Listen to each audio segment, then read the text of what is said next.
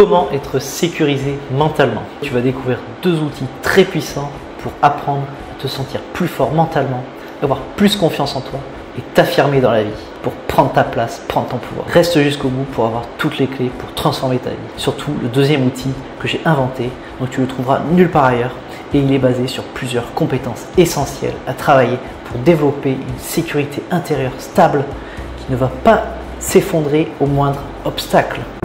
Abonne-toi pour te libérer l'esprit et ne pas rater les prochains épisodes.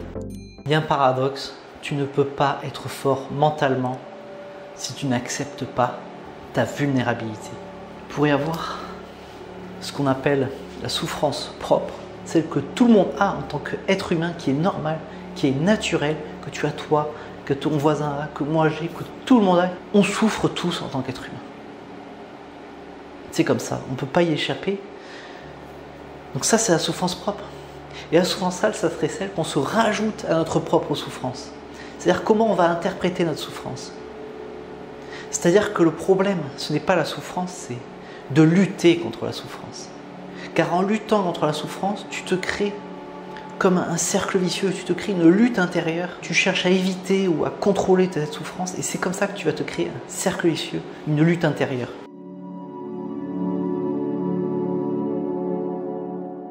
La souffrance, les valeurs, ce qui est important pour toi, et ou la réflexion utile.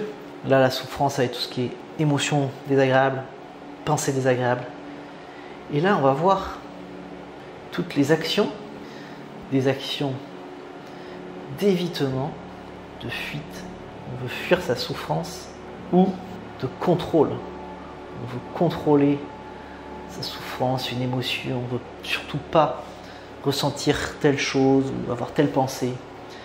Et ça, le problème, c'est que le risque, c'est de rentrer dans un cercle infernal, vraiment un truc vicieux. Hein. C'est-à-dire que voilà, tu as une souffrance qui est normale. Et c'est aussi normal, je dirais naturel, de vouloir fuir cette souffrance. Personne n'aime souffrir.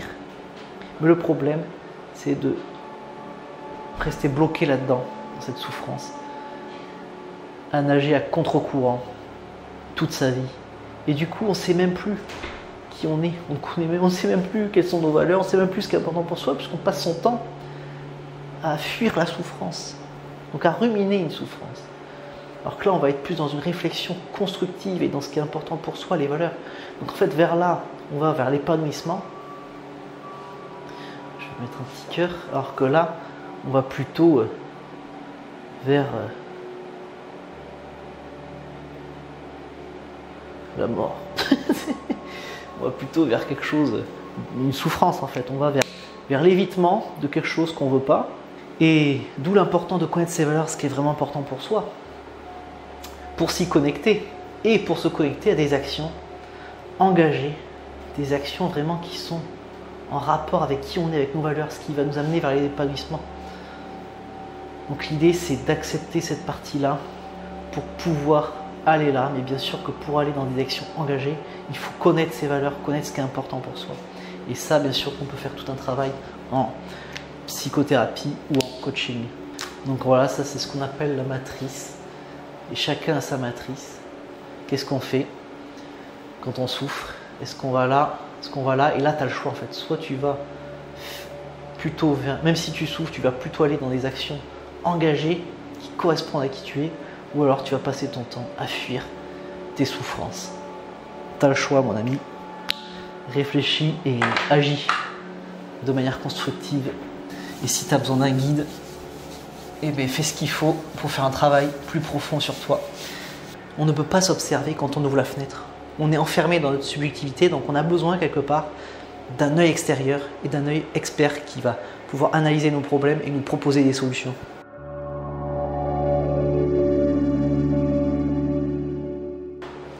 Et pour atteindre cette sécurité intérieure stable, tu as besoin du deuxième outil qui regroupe, on va dire, des compétences, des notions à comprendre et surtout à alimenter, parce que tu en as vraiment besoin. Et aussi pour prendre ta place dans la société, prendre ton pouvoir, tu as besoin du carré magique. En premier, tu as l'amour de soi. Aime-toi et les autres t'aimeront. pour donner de l'amour, encore faut-il en avoir. C'est comme l'argent, si tu as de l'argent, tu peux en donner, mais si tu n'en as pas, tu ne peux pas en donner. Et l'amour, c'est un peu pareil.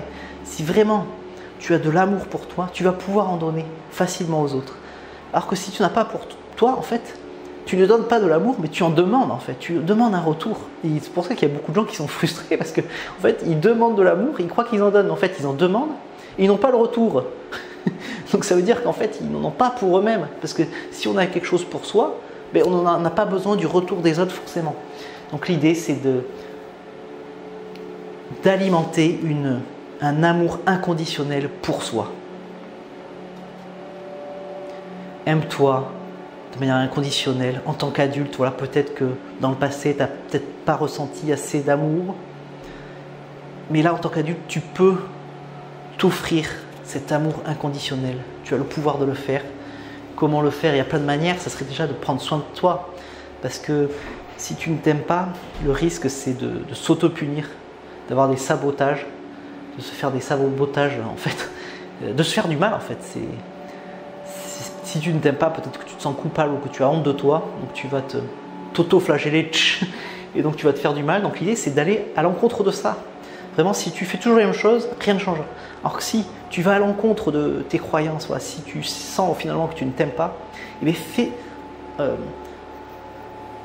fais en sorte que tes actions soient en cohérence avec l'amour de soi que tu te portes. Il y a sûrement une partie de toi qui t'apporte cet amour.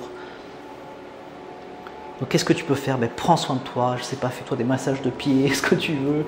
Fais quelque chose qui va te prendre du temps vraiment pour toi et pas que pour les autres. Et un petit exercice tout de même, mets-toi devant le miroir. Tous les jours, tu te mets devant le miroir, tu te confrontes à ton image. Et le mantra magique, c'est « Je m'aime et je m'accepte comme je suis ». C'est magique parce que plus tu vas le dire, plus tu vas l'intégrer. Et surtout, au début, tu vas rigoler. Voilà, moi, je l'ai fait cet exercice. Au début, je rigolais. Ça veut dire que tu le prends pas au sérieux, tu le prends pas vraiment.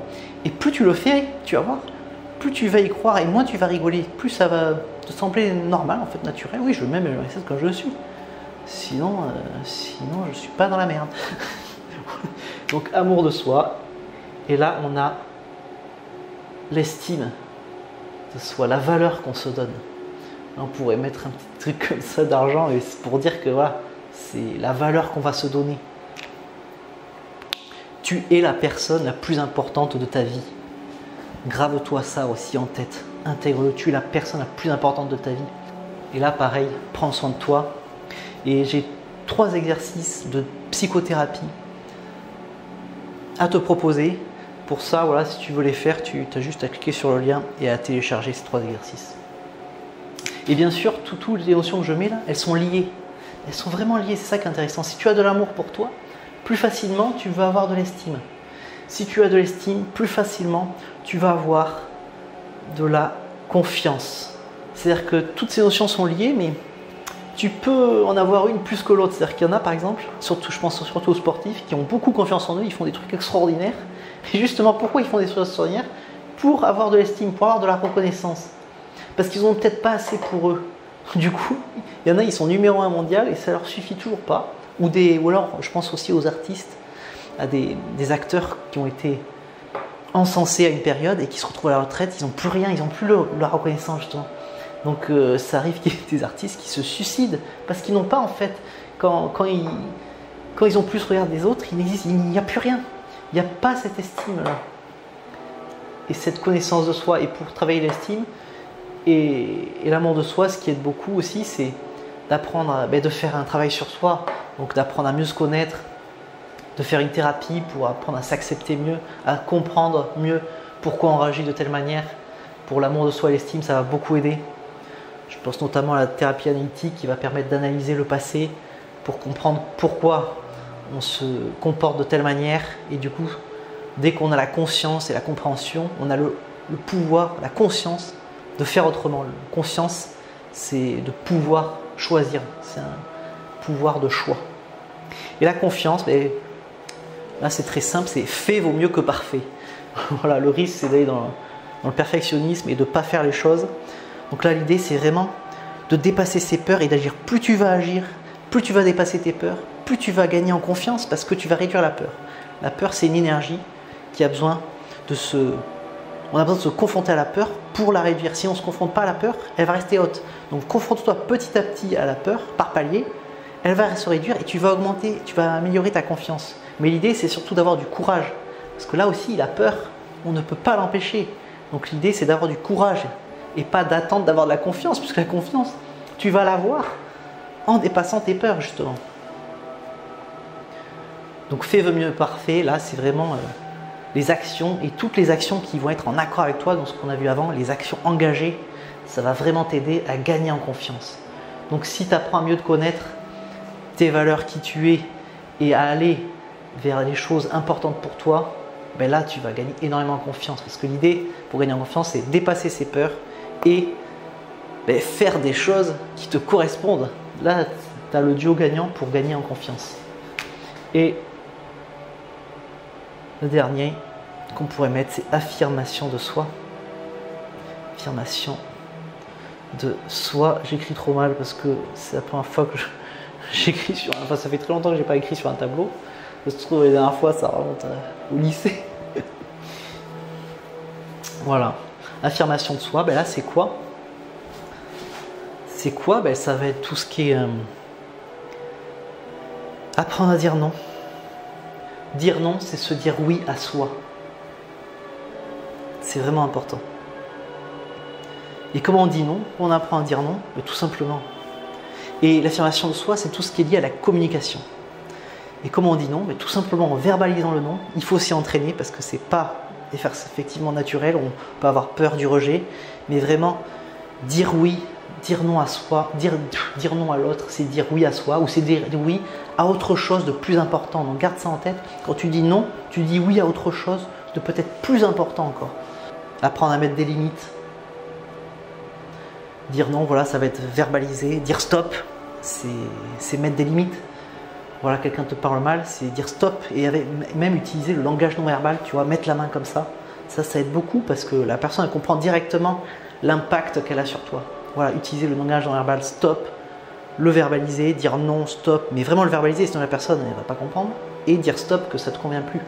Et là, bien sûr, la méthode de communication par excellence pour améliorer l'affirmation de soi, c'est la communication non violente.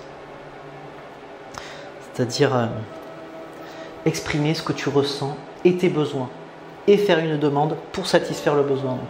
Surtout en 3 étapes. Qu'est-ce que je ressens? Voilà, par exemple, je ressens de la colère. La colère va t'aider à t'affirmer parce qu'elle va te donner l'énergie, l'impulsion et le pouvoir d'y aller, de dire les choses, dire ce que tu penses, dire ce que tu ressens. Ça sert à ça. La colère, c'est l'allié de l'affirmation de soi. Encore faut-il l'utiliser et pour l'utiliser justement l'idée c'est de l'exprimer.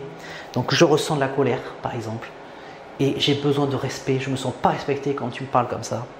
Est-ce que d'avenir tu pourrais essayer de faire plus attention au ton que tu emploies avec moi? Moi je me sentirais mieux et on passerait de meilleurs moments et peut-être même qu'on pourrait créer un lien plus fort parce que là je ne me sens pas sécurisé avec toi, je me sens agressé. Bien sûr, peut-être que c'est exagéré, mais voilà, est-ce que tu pourrais essayer de faire plus attention à ton ton? Et même si la personne, elle dit non, au moins tu lui auras dit les choses et il va peut-être réfléchir quand même la prochaine fois à faire peut-être plus attention. Voilà. J'allais oublier quelque chose. C'est vrai que du coup, je parlais de sécurité intérieure au tout début, mais justement, qu'est-ce qui pourrait être la réunion de tout ça?